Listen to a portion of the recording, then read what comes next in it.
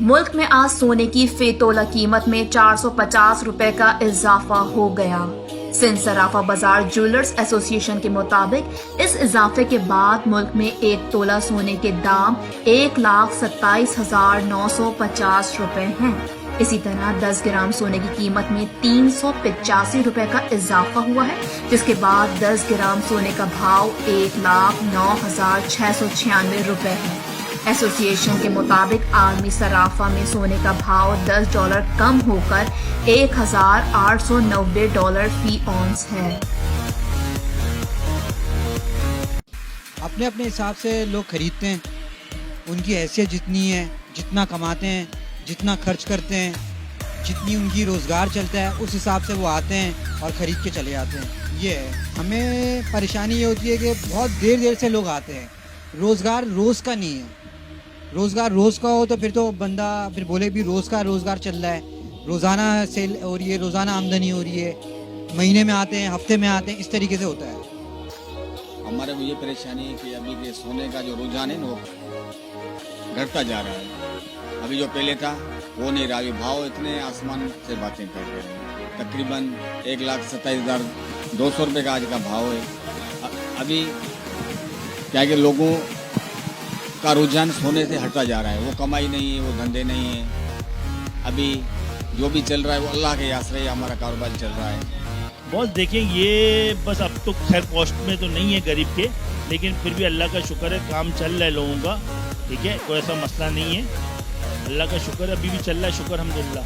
परेशान तो सर बहुत अच्छी फैमिलियाँ परेशान है, ऐसी बात नहीं है कि लोग सोना बेचने भी हमारे पास आ रहे हैं और अच्छी वाइट कॉलर वाले बेचने आ रहे हैं बेचारे, कि जिनके ऑफिस के जो हैं उसमें पूरा नहीं हो रहा है उनके, तो बहुत ज़्यादा प्रॉब्लम भी हैं, ऐसा नहीं है। और बहुत से बेहतर है अल्हम्दुलिल्लाह, अल्लाह का शुक्र है, बेहतर है, करम है।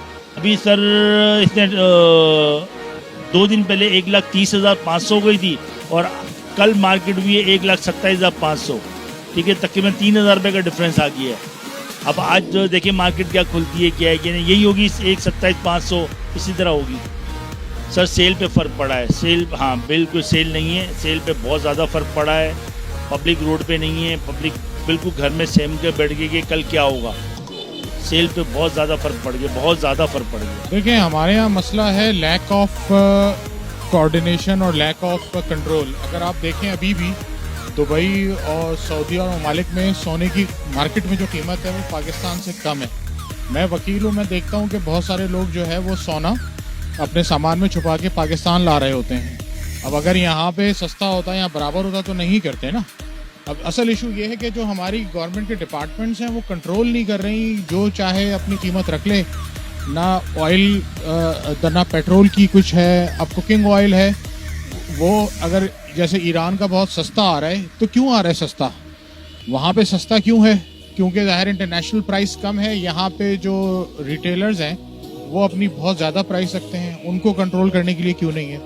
मैं तो गुजारिश करूँगा हुकूमत से, तो हम बेजार हो गए हैं, वो तो कुछ नहीं कर रही, वो तो प्रॉफिट में है, इन लोगों के साथ में ली हुई है।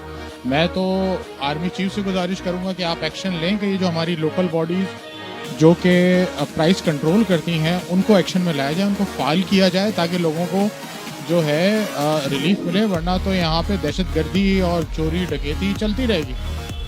सोने का तो ये है ना कि ये एक लग्जरी आइटम है, लोग सेविंग्स के लिए लेते हैं।